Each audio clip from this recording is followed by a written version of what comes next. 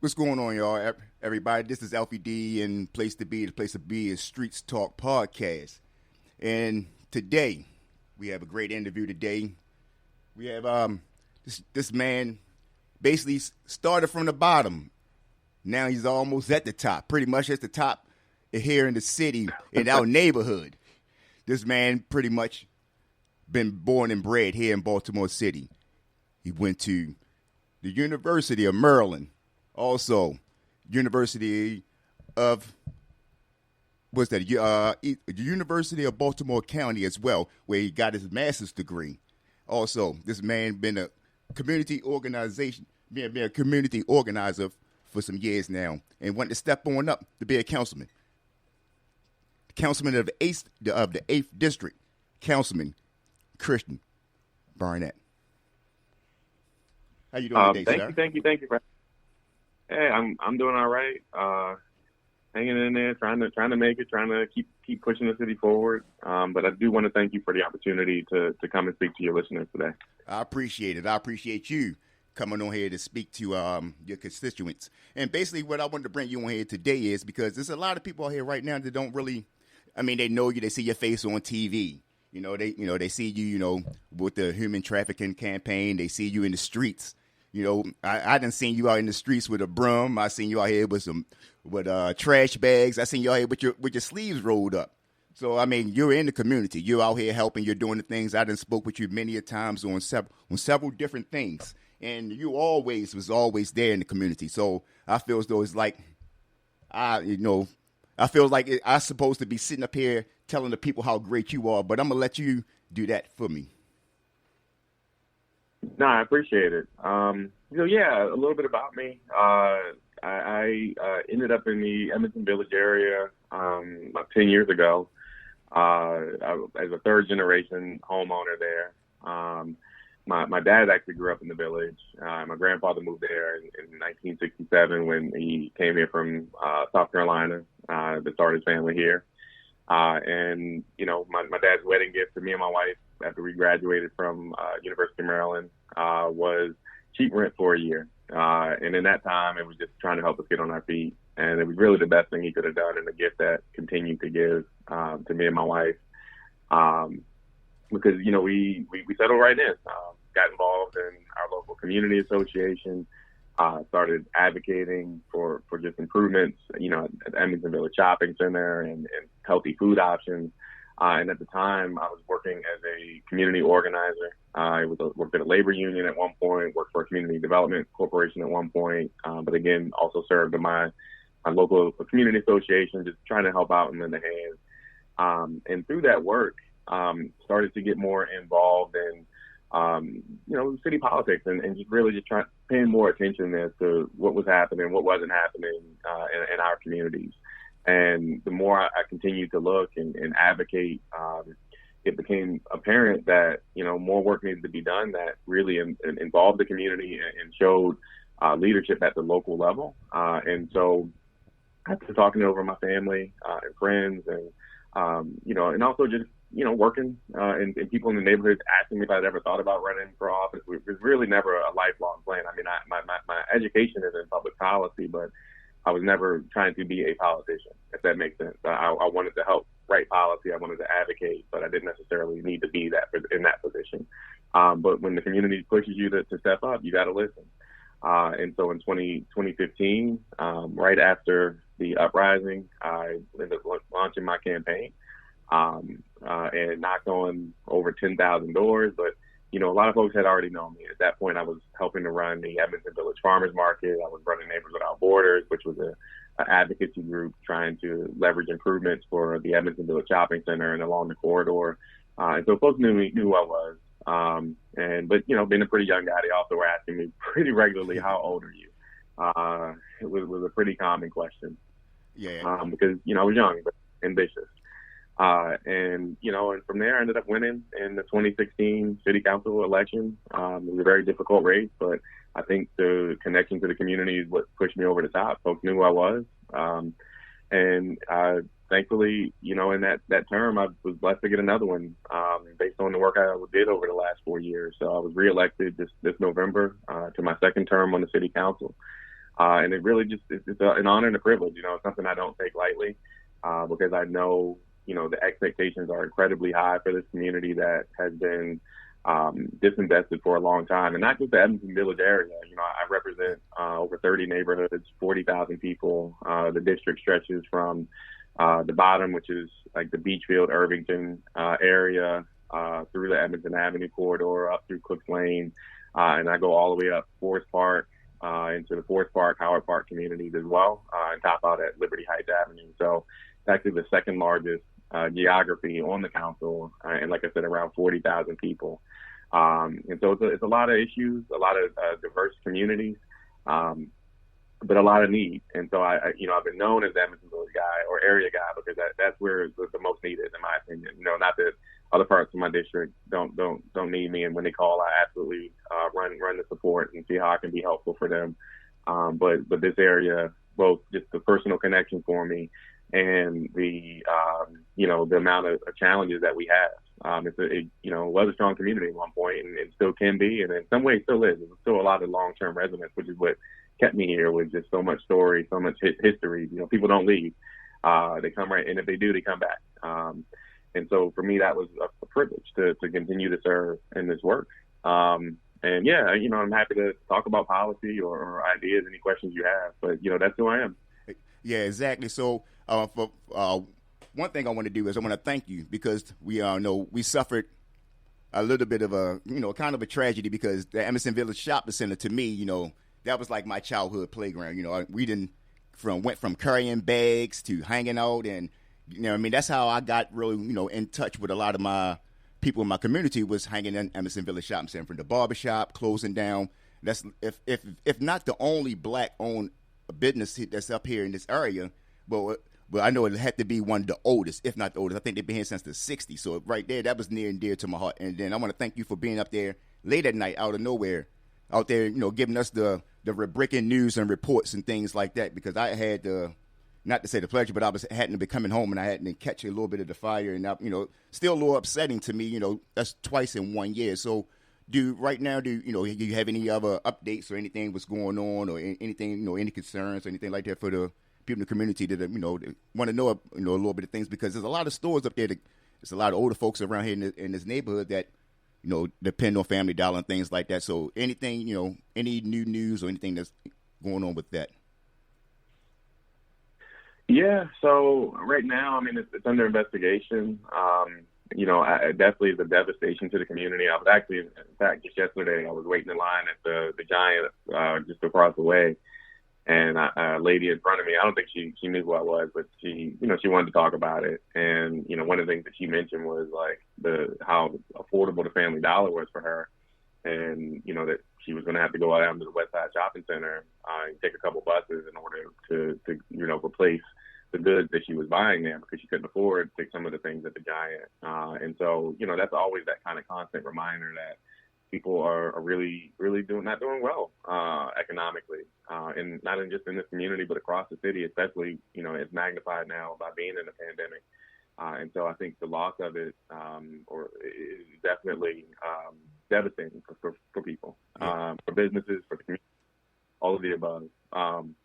As far as updates, it's being investigated. I don't have any information at this time as far as what the cause was or what the recovery timeline will be. If the folks recall, the last fire was in November 2019, and the recovery from that took several months, and it still was ongoing. They had not begun to build in that space, and so these investigations can take several months. Of course, the second I get any information, I will absolutely share it out with the community. But right now, the initial stages are always trying to stabilize the building, making sure it's safe.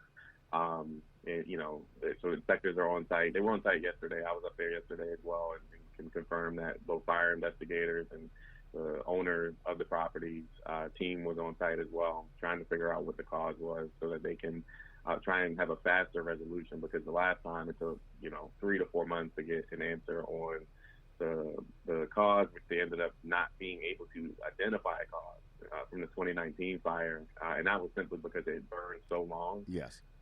That there was no material left for them to figure out what may have initiated the fire. But there is a couple of things that do stand out. Uh-huh. That I actually have a meeting with Mayor Scott this week to talk about.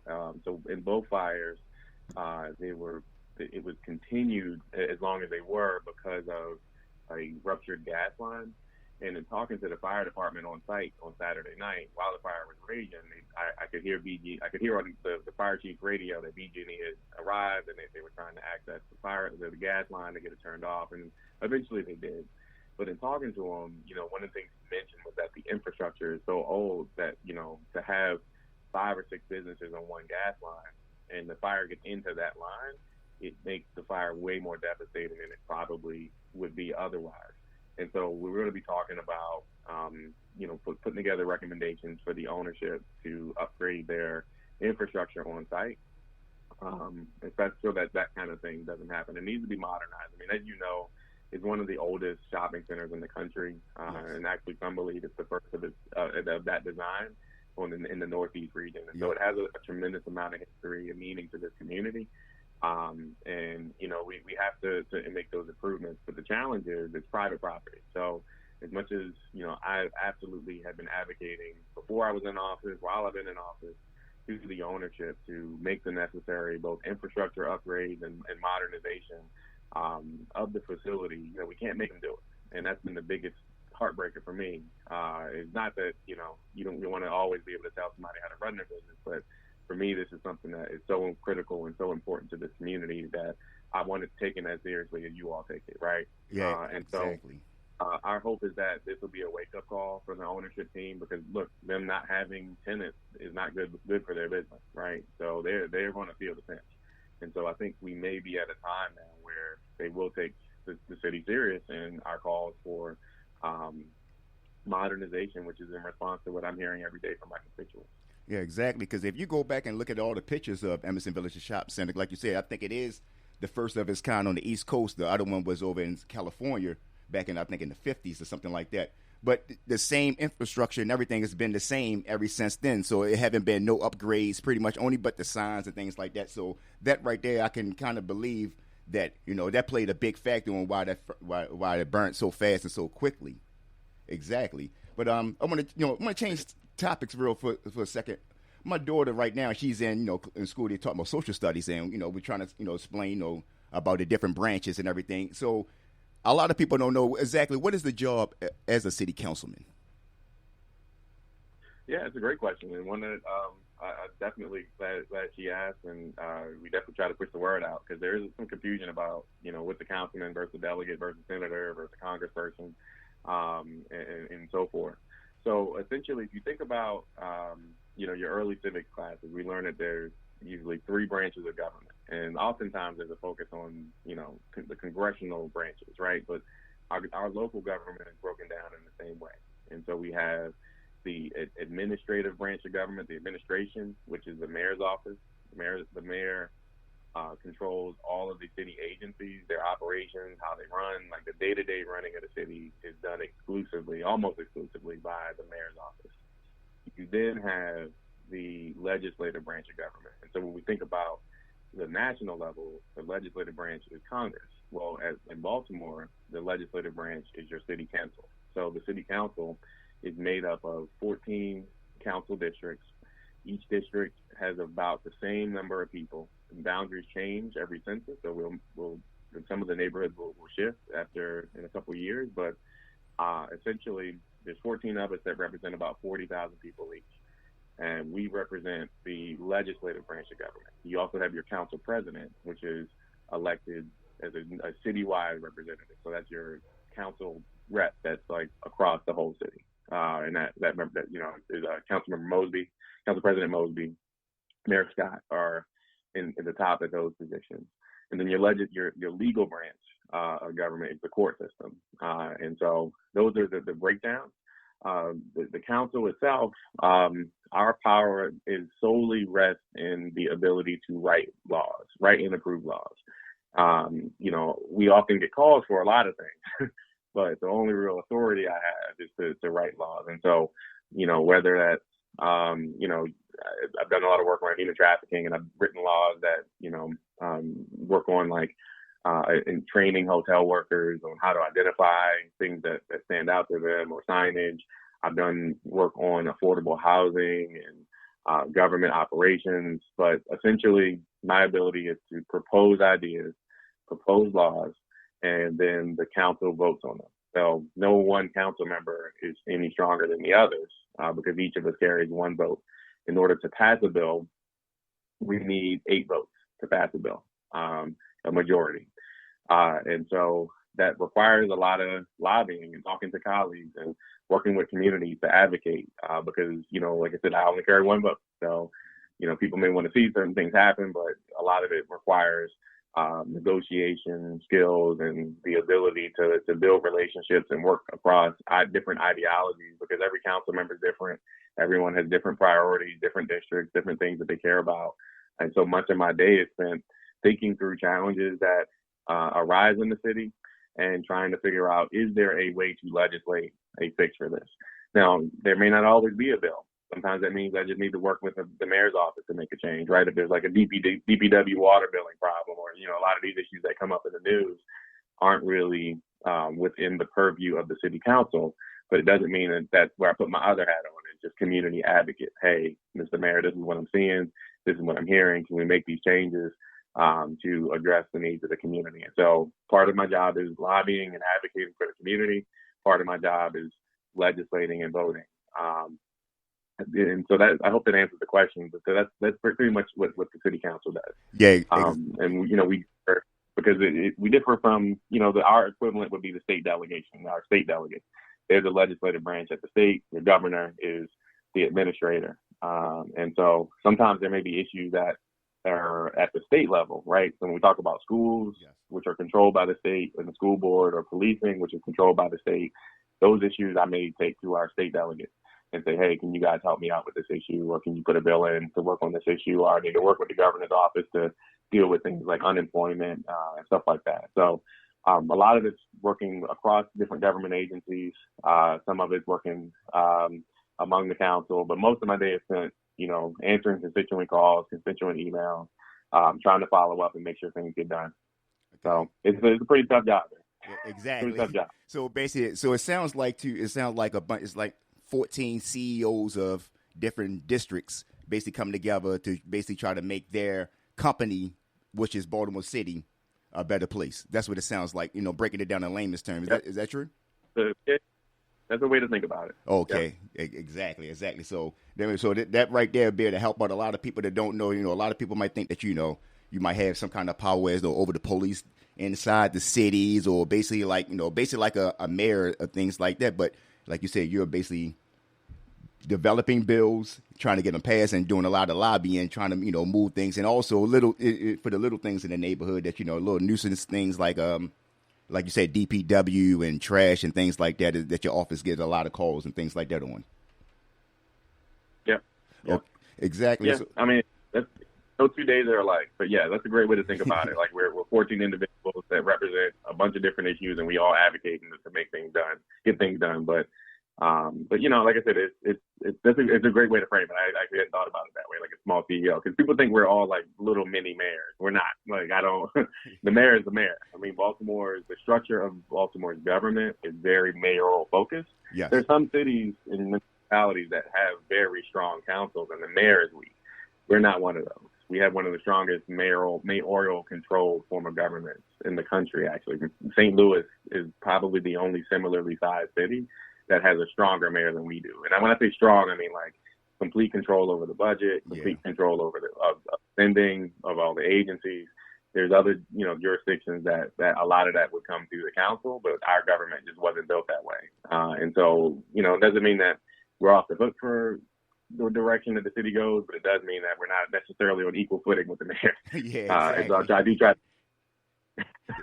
Exactly. I want to touch on human trafficking for a little bit before we because I see the time. I know you have to get out of here soon, but I just want to touch on that because I know that's like basically one of your babies since you've been inside the office. And what for human trafficking, because we all know that's been going on for years. But for the last past, I would say maybe 15 years, it seems like it's been getting stronger and stronger. We've been having a lot of different I want to say different black, brown kids that have been coming up missing, things like that. Also, you have people who's coming in from other countries illegally and things like that, and they bring it over here on thinking they're coming over for a better life, in which they're not coming for the better life. They're coming over here to be, in the human trafficking slaves in the human trafficking. So, what brought that to? What made that one of your babies here in the city? So I'm gonna tell you, whenever we say call your council member, reach out to your elected official. If you have an issue, give them a call. That's how that came to rise. When I ran for office, like I said, my background was in organizing and food issues. I didn't know anything about trafficking. Obviously, I knew it existed like everyone else, but it wasn't something that I was an area of expertise or focus for me.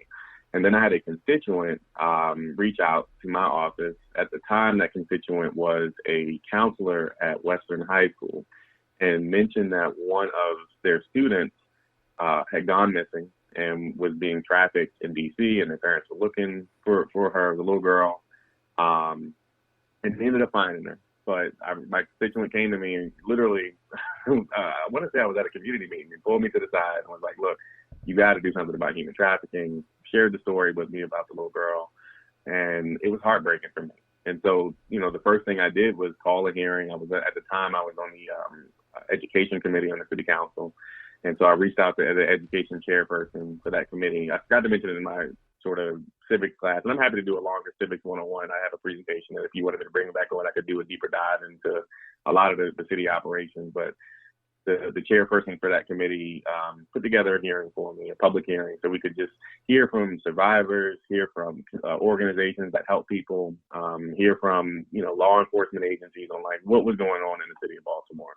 And I'll tell you, to date, that was the hardest hearing I've ever been a part of, man. My eyes are watering, like hearing the stories of what people had gone through, hearing the struggles of the organizations that do the work to try and help people and really didn't have the money to do everything that needed to be done to address this issue.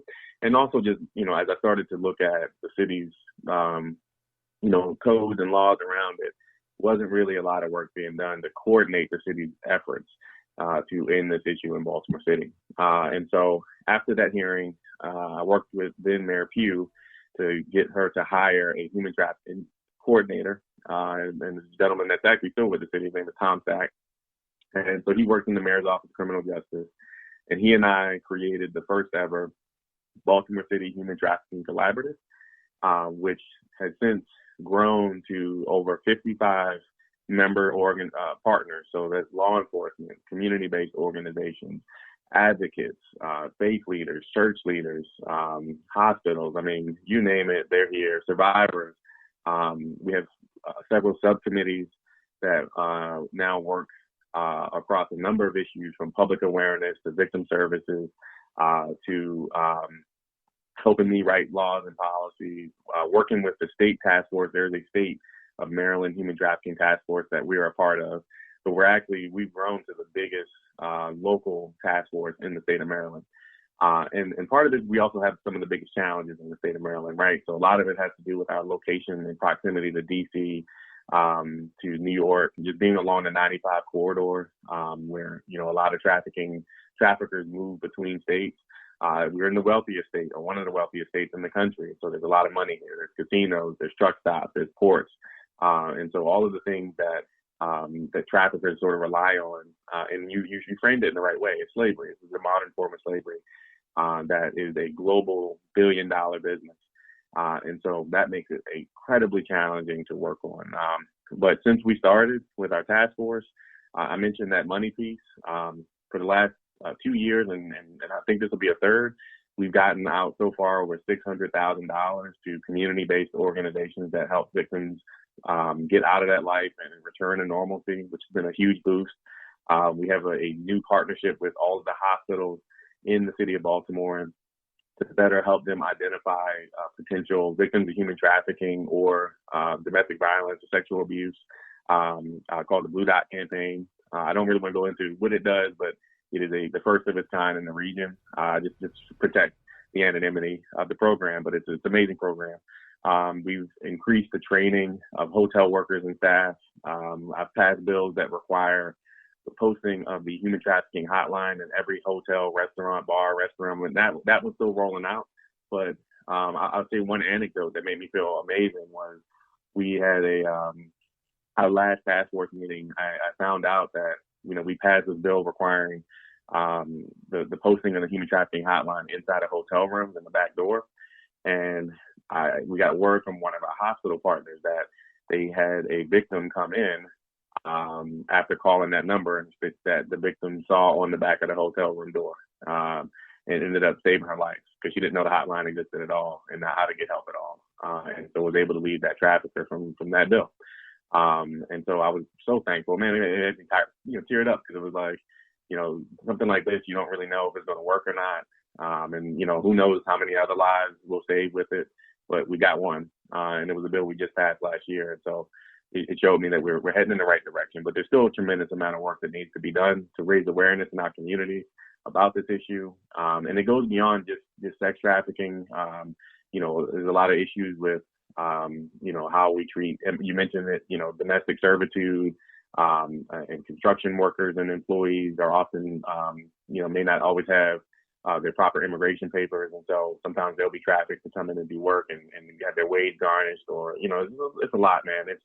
It's devastating to hear what people go through and what people are put through in the form of slavery. So what I do want to, while I have, a couple minutes or a minute, but, while you brought it up, I do want your listeners to know that if they have any concerns about potential trafficking or a potential situation that just doesn't seem right, they can call the National Human Trafficking Hotline at 1-888-373-7888, or you can text HELP to BEFREE, which the number for that is 233-733.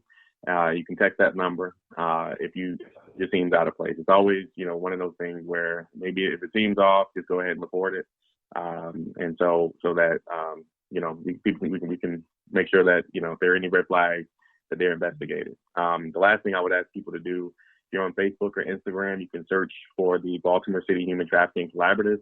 Follow us on social media. We're going to be launching some online trainings. We were doing in-person trainings before the pandemic all across the city of Baltimore, just to educate people on what human trafficking was and how it can be prevented. We're going to be taking that online since we can't do stuff in person right now. So follow us on social media as well. All right. So we're going to get that information up on the website after this interview. And I want to thank you. From the bottom of my heart, for you to come on and give you a little bit of time right now. This right here, anytime that you want to come on, this is your platform. Anything that you have going on, anything you want to get out here to the community, this is your platform. I really want to thank you for coming on today. Like I said, we had a great conversation. We learned a lot of things. Hopefully, a lot of the listeners out here learned a lot of things. So, guys, Councilman Burnett, 8th District, Emerson Village, Irvington, 10 Hills, Dickey Hill, all of that. If you're in this area, go ahead, follow this man on Instagram, Facebook, whatever. Councilman, I appreciate everything. I appreciate you coming through. And like I say, anytime you want to come back, come on through. Absolutely. Thank you for having me. I appreciate it. No problem. And enjoy the rest of your day. Thank you. You too. There you go, you guys. You just heard it. Councilman Burnett, Baltimore City. Like I said, human trafficking, the signs, you see the signs. Anything is not looking right. You think it's something, you see you see some child that's with someone and they looking right now like they nervous, like they want to say something. Don't be nervous. Even if you do say something and it comes to find out that it's not what you thought it was, but the parent can really probably appreciate, but that there's someone out here that's actually looking out. But we learned a lot of things. And like I said, we're going to have the councilman on here again. So is there any other questions, any other concerns, any other things that you want to learn about, that you want to know anything about here that's going on here in our city right now? Just holler at your boy. Streetz Talk Podcast. We here for you. So whatever you want, whatever you need, we here for you. So like I said, I want to thank the councilman for coming on here today. I want to thank my viewers, my listeners. Like I say, this is going to be up later on today on podcasts, on all podcast streaming sources. So, again, I want to thank you guys for coming on out today. We'll be back again. Street Talk Podcast. We here for you, shorty. We out of here. Peace.